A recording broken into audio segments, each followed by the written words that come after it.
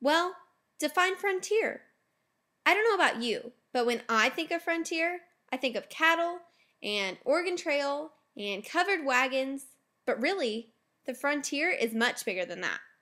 At the beginning of this country, that we now call America, everything was a frontier. There was tons of open land, and even well-established states had plenty of room to grow and expand. The main motivation for establishing colonies was economic, whether it was searching for gold or establishing trade, but that does not mean that there was no establishment for religious reasons at all. One of the first evidences of Christian practices in the New World was not in 13 colonies, but in New Mexico. Spain sent friars to modern-day New Mexico as early as 1598 to establish Catholic missions along the Rio Grande. In reaction to this, England and the Anglican Church sent settlers to Virginia who eventually established Jamestown. Shortly after this, the Pilgrims, Protestant reformers who broke away from the Anglican Church, settled in Massachusetts in search of religious liberty. 10 years later, the Puritans, who did not break from the Church of England but instead sought to purify it, joined the Pilgrims in Massachusetts. Within the next 50 years, many new lands were settled in the name of religion.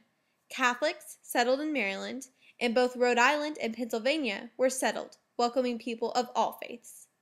But all was not happy-go-lucky within the church. Persecution was not over. The Salem witch trials are one example of this.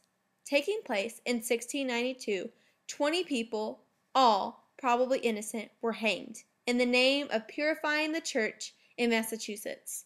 The separation of church and state still had a ways to go.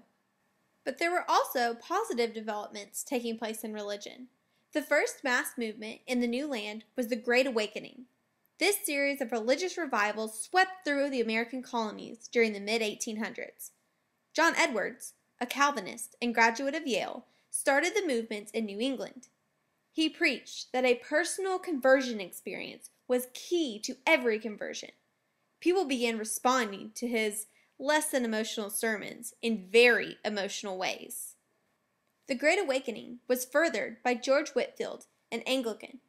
This movement, fueled by intense emotional responses, moved through several denominations. First, there were many consequences that happened as a result. Firstly, many people began to reject infant baptism, and thus became Baptists. Sometimes it was a single person. Sometimes it was an entire congregation. It was also because of the Great Awakening that Baptists and Methodists had the greatest representation on the westward moving American frontier. Baptists also made progress within the 13 colonies. In the mid-1700s, they joined forces with people like James Madison and Thomas Jefferson to challenge the practice of governments like that in Virginia that compelled people to adhere to a specific religion. That idea, which was formally stated in America's Declaration of Independence, in which it was declared that freedom and liberty are rights given by God. However, it is not until several decades later, in 1791, that religious liberty was guaranteed instead of merely suggested. The Bill of Rights, in addition to the United States Constitution, declares that Congress shall make no law respecting an establishment of religion or prohibiting the free exercise thereof. This landmark was followed by a second Great Awakening, beginning in the early 1800s. Religious revivals once again began sweeping the now nation of America. Many of these revivals took place in newly settled frontier towns. Here, camp meetings took place, often lasting days at a time. Because of these camps, Baptists and Methodists gained even more ground over Old World denominations. This trend would continue until stunted by the influx of immigrants in later decades. There were also new religions formed during this time. Joseph Smith, a 14-year-old with a claim to have received a revelation from God, founded the Church of Jesus Christ of Latter-day Saints, or Mormonism, in 1820. This group eventually settled in Utah, paving the way to even further westward movement. Although now Americans pride themselves in being free from an alliance between their church and their nation, the first several centuries were marked by incredible religious influence.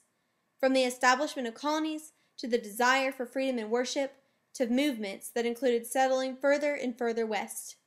And although many would agree that the current separation of church and state is now desirable, few would deny the impact that the collaboration of the two had on America's past.